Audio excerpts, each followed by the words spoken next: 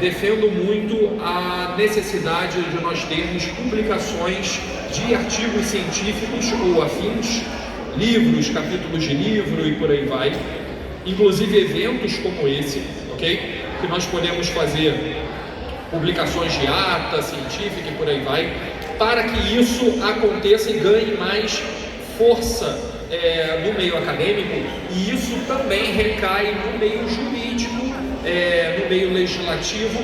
A partir do momento que a academia, ou seja, o meio universitário, apoia isso, reforça com comprovações científicas, acadêmicas, fica muito mais fácil das leis avançarem e nós tornarmos isso uma cultura popular, ok? Então, aqui eu trago para vocês um primeiro artigo, Jogos Eletrônicos e Esportes e Educação Física.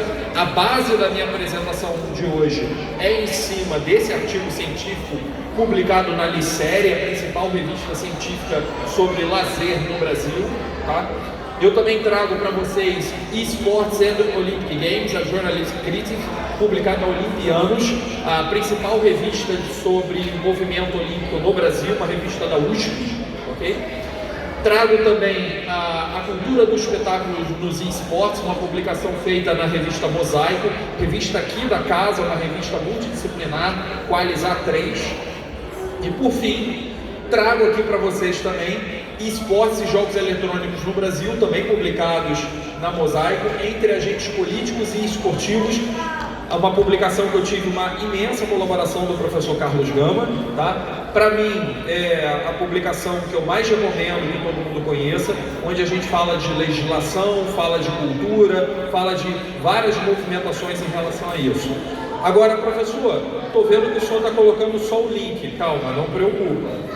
Ó, nossa última publicação, publicada junto com o professor Douglas, tá?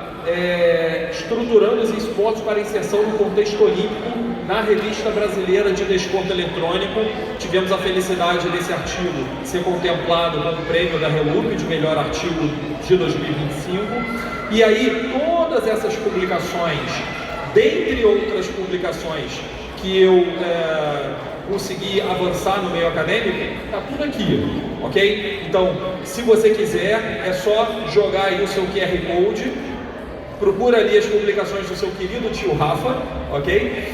Então, vocês vão ver ali todas as minhas publicações sobre esportes e, na verdade, vocês vão ver todas as minhas publicações no meio acadêmico. Então, tem aqui as minhas principais publicações do campo das lutas e das artes marciais, que é uma outra área de pesquisa minha. Vocês vão ver publicações de futebol, vôlei, até sobre polidense eu publico, tá bom? Eu publico muito sobre o campo que não é falado. Me incomoda muito você ser adepto ou você ter um carinho sobre uma prática e essa prática não ter luz, ok? Você parece que está falando sozinho. Então eu gosto muito de pegar essas áreas que pouca gente fala e eu tento dar luz acadêmica, ok? Então tá aqui o meu QR Code em relação a isso. A minha fala vai ser bem dinâmica, tá, pessoal? Para não ficar tão cansativo. Então, primeiro, eu começo falando lá da ludicidade. Quando a gente vê lá a ludicidade, ó, faz parte da busca pelo prazer do ser humano. E dentro da prática dessa ludicidade, quem é o principal ator? Os jogos.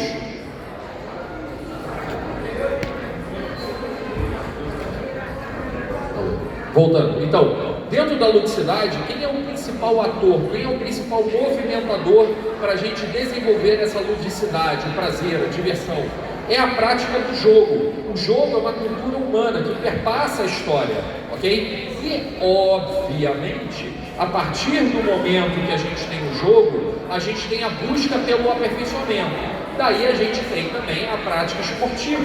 Só que, quando a gente começa a analisar a prática esportiva dentro da história humana, a gente tem essa citação maravilhosa do professor Manuel Tubino, um dos professores de educação física mais conhecidos do mundo, brasileiro nosso, que a gente tem que se orgulhar. Lamentavelmente, há alguns anos já retornou a Deus, já nos deixou, mas ele deixa pra gente essa frase maravilhosa: a história do desporto é íntima da cultura humana, pois por meio dela se compreende épocas e povos, já que em cada período histórico tem o seu esporte e a essência de cada povo nele se reflete. Para ver. os gladiadores de Roma, hoje seria impensável, porque o entendimento de violência mudou. A sociedade humana continua evoluindo, se transformando, e junto com a transformação, o que aconteceu? O grande desenvolvimento tecnológico. É natural que essa evolução do mundo virtual, pouco a pouco, comece a permear a cultura humana, inclusive dentro do meio esportivo. Ora, naturalmente, advém aqui para a gente um entendimento dos esportes, ok? Então, dentro dessa perspectiva, deu-se a criação dos esportes, termo definido para diferenciar os jogos casuais daqueles de natureza essencialmente competitiva, onde assim se criam os nossos ciberatletas, como temos uma aqui presente, ok? Então, dentro dessa perspectiva, os esportes são uma propagação do esporte convencional, onde o competidor se encontra conectado à máquina e envolve aspectos competitivos de habilidade e engajamento. Isso não é só uma questão de apertar botão. Isso tem a ver com velocidade de reação, isso tem a ver com estratégia, isso tem a ver com entendimento de percepção técnico-tática, isso tem a ver com percepção temporal, isso tem a ver com trabalho em equipe. Isso vai muito além do joguinho apenas para apertar botão. Isso é uma visão extremamente inocente e superficial, ok? Então os esportes representam uma fusão do jogo eletrônico, esporte tradicional, negócios e mídia. Olha só que classificação maravilhosa pra gente. E galera, isso daqui é bilhões de euros, bilhões. Isso é um mercado nosso. Isso é um mercado nosso, isso é uma coisa que nós temos que entender em toda a sua magnitude. Educação física, direito, administração, marketing. É papo para 40 choros, ok? A gente pode ficar aqui discutindo isso a dar com pau. E o Brasil é uma potência nesse campo. Todavia, o Brasil ainda pode evoluir muito mais nesse aspecto de gestão organizacional.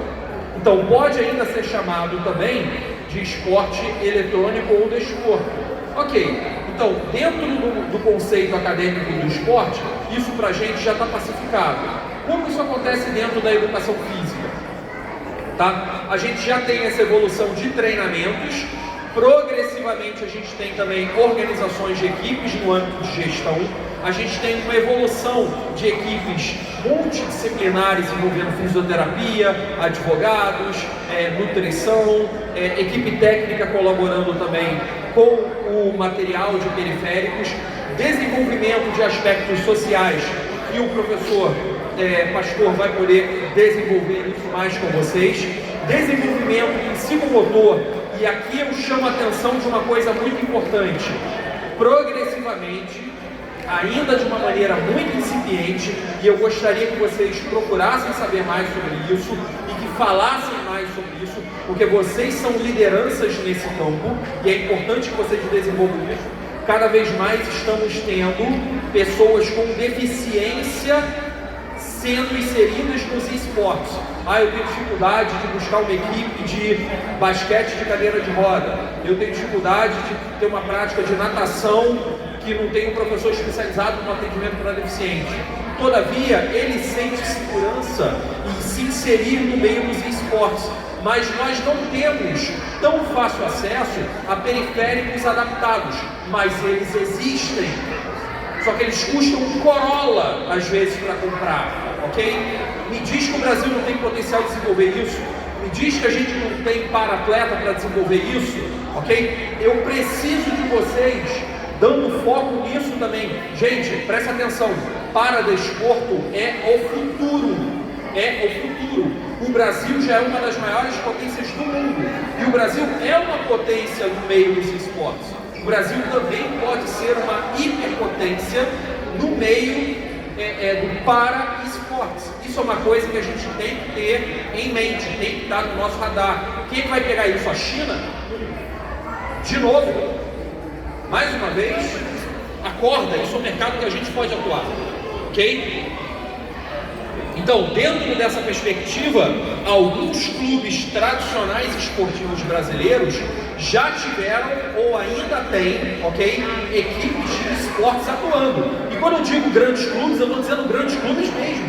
Fluminense, Flamengo, Ferroviária, Goiás, Cruzeiro, Remo, Avaí, Corinthians, Bragantino, Santos, Atlético Paranaense. Observa, várias regiões do país. Não é uma coisa centrada Rio, São Paulo. Uma coisa que me irrita é as pessoas acharem que só existe coisas acontecendo em Rio e São Paulo. O Brasil é o quinto maior país do mundo, o sexto maior em população.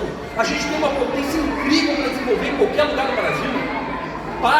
Acorda, bota no radar. O Brasil consegue desenvolver isso em qualquer lugar. Ok? Então, outras nações que são potências esportivas, inclusive olímpicas, já reconhecem a prática do esporte como uma prática do ciberatleta, reconhecida inclusive juridicamente. Aqui, Estados Unidos, França, Inglaterra, Rússia, Coreia do Sul. Isso é importante, a gente tem que colocar isso no nosso radar. Se existe um case, se tem um caso de sucesso acontecendo no outro lado do mundo, tem como a gente trazer para o Brasil? Tem. Só que a gente tem que fazer as adaptações. O Brasil tem uma realidade extremamente sugêneres. A gente consegue, ok? Então no Brasil a prática é bastante popular, só que ainda precisa ter um nível organizacional que ainda é alvo de alguma caricatura. E a gente tem que mudar isso, ok? E esportes não é Pokémon GO, que eu vou andar na calçada tentando capturar o Charizard. A gente precisa defender isso de uma maneira séria, ok? E nós temos as pessoas para fazer isso.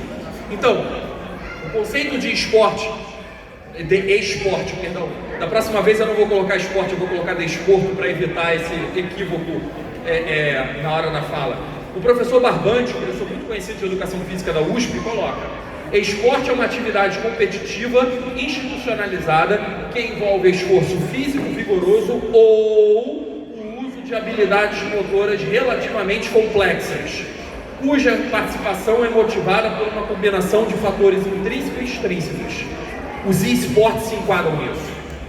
Então, esporte é desporto, sim. Ponto.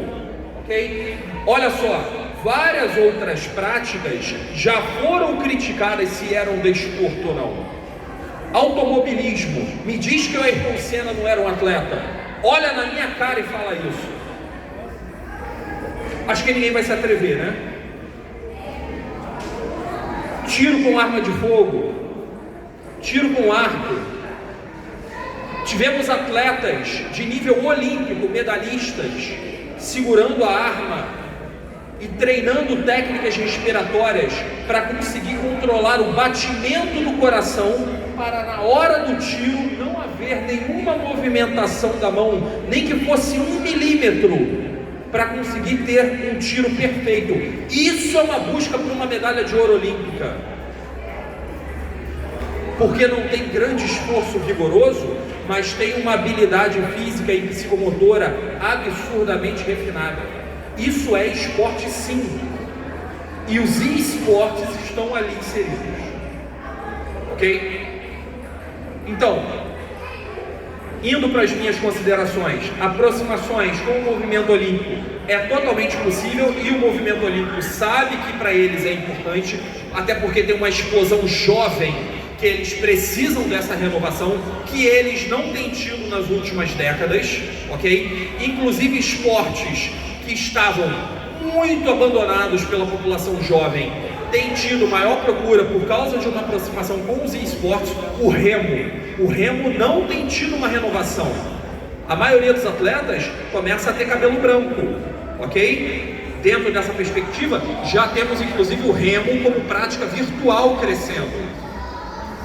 Em tais perspectivas, nasce aqui pra gente o Exer Games, que é o esporte voltado ao exercício físico, ok? Que o Comitê Olímpico cada vez mais quer abraçar. Então, essas são as minhas referências dessa apresentação, e aqui eu faço um convite a todos vocês. Preste atenção, é muito difícil alguém falar tudo sozinho. É muito difícil uma andorinha só fazer verão, mas se uma andorinha só não levanta, as outras não vêm atrás. É um bando de pássaros que está todo mundo junto, e uma inclina e outra inclina e vai para cá também. Eu preciso de vocês se vinculando à Relup, ok? Uma organização nova, desenvolvida pelo professor Carlos Gama. Professor, muito obrigado pelo seu movimento, ok? Eu preciso de vocês, eu preciso de vocês nisso. Para o que você está fazendo e se vincula, é gratuito.